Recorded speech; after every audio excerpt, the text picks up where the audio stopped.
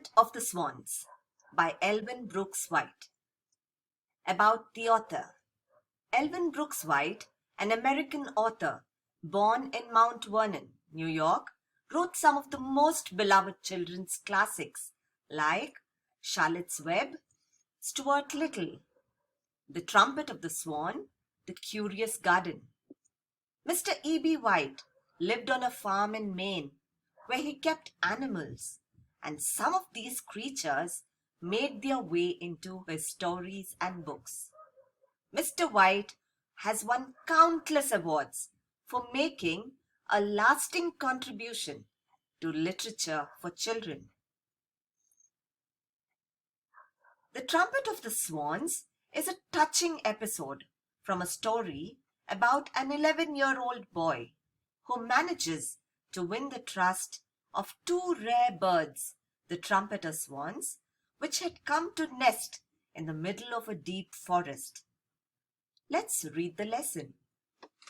Sam Beaver, an 11-year-old boy, was walking through a forest when he heard a loud trumpet. Startled, he searched the woods and swamps till he found a big nest of two enormous trumpeter swans by a lonely pond in the middle of the forest. They were laying eggs. Sam was filled with wonder because he knew that trumpeter swans were very rare. Let's learn a little more about these birds.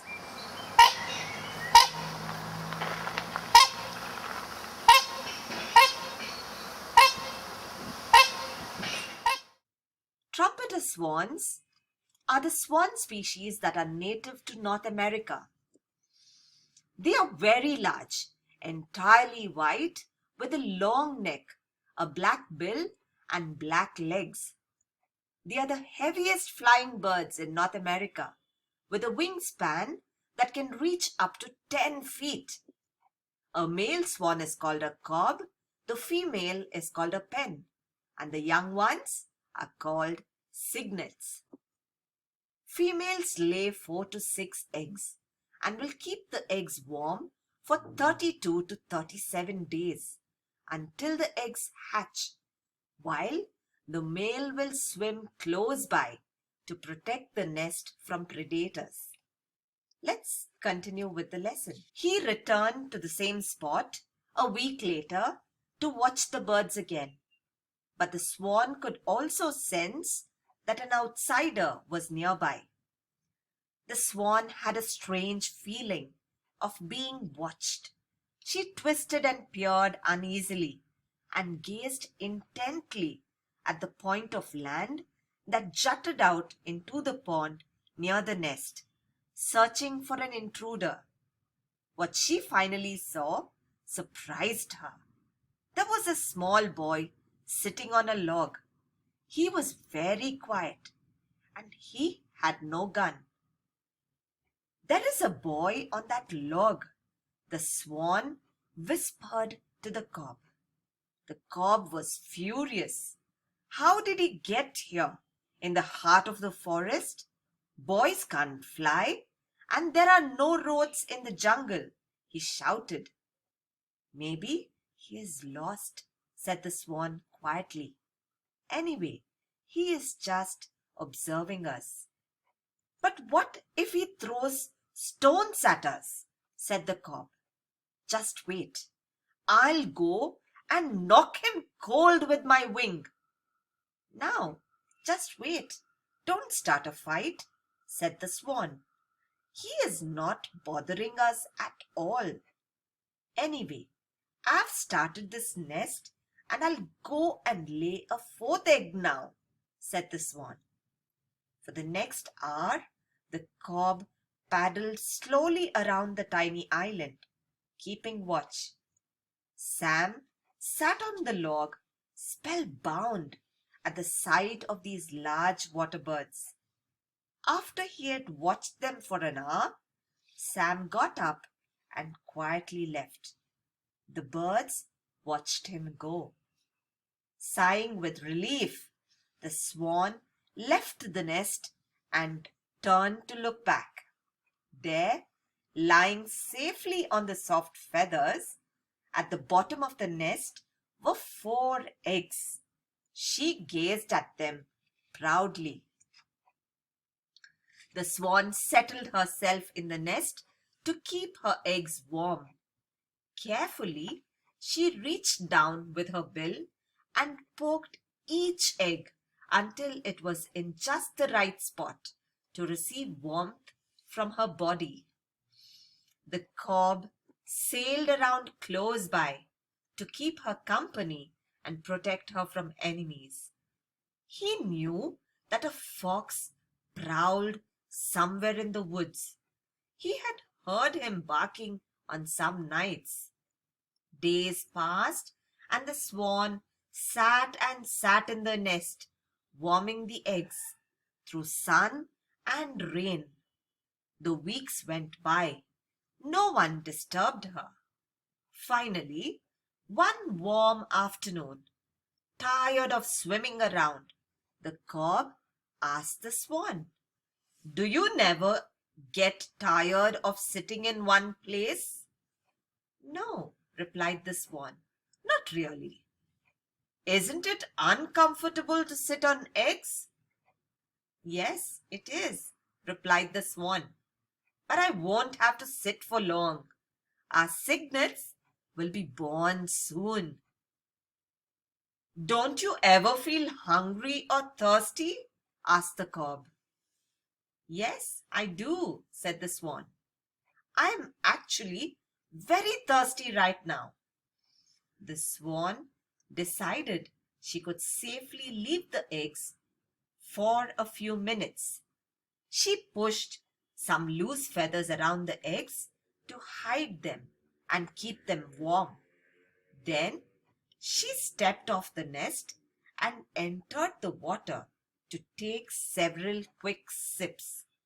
She glided over to a shallow place, thrust her head under water, and pulled up tender greens from the bottom. Finally, she waddled out onto a grassy bank and stood there, preening her feathers. She felt good, but she had no idea that at that moment their enemy, the red fox, stood waiting behind a clump of bushes. The cob spied the fox first. "Look out!" he trumpeted. "I can see the fox creeping toward you. You are in grave danger." But just as the fox was about to spring on the swan, a stick came hurtling through the air, surprising everybody. It struck the fox on the nose as he yelped in pain while turning around to run away. The two birds could not imagine what had happened. Then they noticed a movement in the bushes. Out stepped Sam Beaver, the boy who had visited them a month ago. Seeing him, the swans knew that he had saved them from the fox. They realized that the boy was their friend after all. "Go-ho! Go-ho!" said the cob. "Go-ho!" cried the swan. Replied the swan. The pond rang with the sounds of victory and gladness. Sam was thrilled. He walked slowly around the shore and sat down on the log. The cob swam over towards Sam, climbed out of the pond, and stood close to the boy, looking at him in a friendly way and arching his neck gracefully. Once he ran his neck far out, cautiously, and almost touched the boy. Sam never moved a muscle. His heart thumped from excitement and joy. The swan paddled back to her nest and returned to her eggs. She felt lucky to be alive. An extract from the Trumpet of the Swan by E.B. White. Let's understand the characters in the text. Sam Beaver is fascinated by the two rare trumpeter swans. He takes delight in watching these birds without hurting or disturbing them. And by the end of the extract, Sam is able to win their trust and friendship when he saves the bird from their enemy, the red fox. It is heartwarming to see the swans acknowledge Sam's help and express their gratitude. Sam, on the other hand, is overjoyed and thrilled that he had won their trust and friendship. The Trumpeter Swans. This story highlights the parental instincts of the two birds to safeguard and protect their young ones. The mother sits on the eggs to provide them with warmth, patiently for days on end. She is watchful, alert, but is calm when she observes Sam watching them from a distance.